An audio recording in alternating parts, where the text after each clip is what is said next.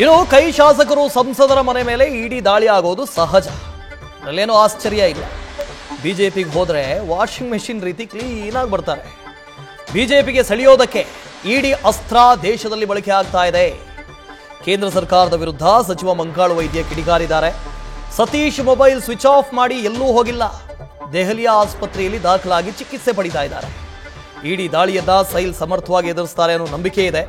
ಶಾಸಕರಾಗುವ ಮೊದಲೇ ಅವರು 150 ಕೋಟಿ ಟ್ಯಾಕ್ಸ್ ಕಟ್ಟಿದ್ದಾರೆ. ಈಗ ಸಿಕ್ಕಿರೋದು ದೊಡ್ಡ ಸಂಗತಿನೇ ಅಲ್ಲ ಅಂತ ಅವರು ಹೇಳ್ತಾ ಇದ್ದಾರೆ.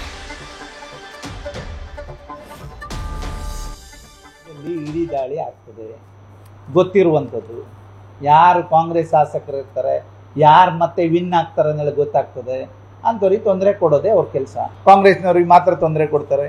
ತೊಂದರೆ ಕೊಟ್ಟಗಳಿಗೆ ಬಿಜೆಪಿಯವ್ರಿಗೆ ಹೋಗ್ತಾರೆ. ಬಿಜೆಪಿಗೆ ಹೋದಗಳಿಗೆ ಅಲ್ಲಿ ವಾಷಿಂಗ್ ಮಿಷಿನ್ಗೆ ಹಾಕಿ ಎಂಥದ್ದು ಕ್ಲೀನಾಗಿ ಹೊರಗೆ ಬರ್ತಾರನ್ನ ನೀವೇ ಬರ್ತಿದ್ದು, ನೀವೇ ಹೇಳಿದ್ದು, ನಮ್ಗೆ ಗೊತ್ತಿಲ್ಲ. ಆ ರೀತಿ ಏನೋ ಟ್ರೈ ಮಾಡ್ತಾ ಇರ್ಬೋದು. ಇಲ್ಲಿ ಸ್ವಲ್ಪ ನಮ್ಮ ಜಿಲ್ಲೆ ಸ್ವಲ್ಪ ಬಿಜೆಪಿಯವ್ರಿಗೆ ವೀಕ್ ಇದೆಲ್ಲ, ಇರೋದು 2 ಆಗಿತ್ತು, 1 ಆದ. ಈಗ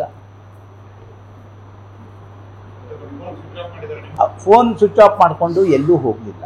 ಅವರು ಹಾಸ್ಪಿಟ್ಲಲ್ಲಿ ಅವರಿಗೆ ಆರೋಗ್ಯ ಸಮಸ್ಯೆ ಇದೆ, ನಿಮಗೂ ಗೊತ್ತಿದೆ ನನ್ನ ಅನಿಸಿಕೆ.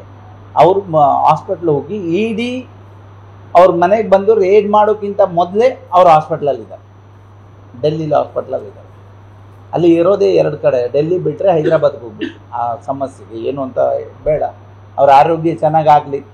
ಇಡೀ ಏನೇ ಏನು ಅವ್ರ ಮನೆ ರೇಡ್ ಮಾಡಿದ್ದಿದ್ರೆ ಅಥವಾ ಏನೋ ನೋಡಿದ್ನಪ್ಪ ಪೇಪರಲ್ಲಿ, ಟಿ ವಿಲಿ 4 ಟ್ರಂಕ್ ಇತ್ತು, 5 ಟ್ರಂಕ್ ಇತ್ತು ನೋಡಿ, ಏನೇ ಇದ್ದರೂ ಅದಕ್ಕೆ ದಾಖಲೆ ಕೊಡ್ತಾರೆ. ಅವರು ರಿಯಲ್ ಎಸ್ಟೇಟ್ ಇದೆ, ಬಿಸ್ನೆಸ್ ಇದೆ, ಅವ್ರದ್ದು ಮೂಲ ಎಲ್ಲ ಇದೆ. ಏನು ಸುಮ್ಮನೆ ರಾಜಕೀಯವಾಗಿ ಏನೋ ಮಾಡ್ಕೊಳ್ಳೋರು ಅಥವಾ ರಾಜಕೀಯಕ್ಕೆ ಬಂದು ಮಾಡ್ಕೊಂಡಂಥವ್ರಲ್ಲ. ರಾಜಕೀಯ ಬರೋಕ್ಕಿಂತ ಮೊದಲೇ 500 ಕೋಟಿ ರೂಪಾಯಿ ಇನ್ಕಮ್ ಟ್ಯಾಕ್ಸ್ ಫೈಲ್ ಮಾಡಿ 150 ಕೋಟಿಯವರಿಗೆ ಇನ್ಕಮ್ ಟ್ಯಾಕ್ಸ್ ತುಂಬಿದವರು.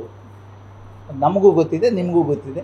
ಅದು ಮತ್ತೆ ಬೇಡ, ಹೆಚ್ಚು ಚರ್ಚೆ ಬೇಡ. ನಮಗೂ ಬೇಜಾರಾಗಿದೆ. ಇಡೀ ರೇಡ್ ಮಾಡಿದ್ರು ಫ್ರೆಂಡ್, ಮಾಡ್ತಿದ್ರು ಫ್ರೆಂಡೇ. ನ್ಯೂಸ್ ಫಸ್ಟ್, ನಿರ್ಭೀತಿಯಿಂದ ನಿಮ್ಮ ಪರವಾಗಿ.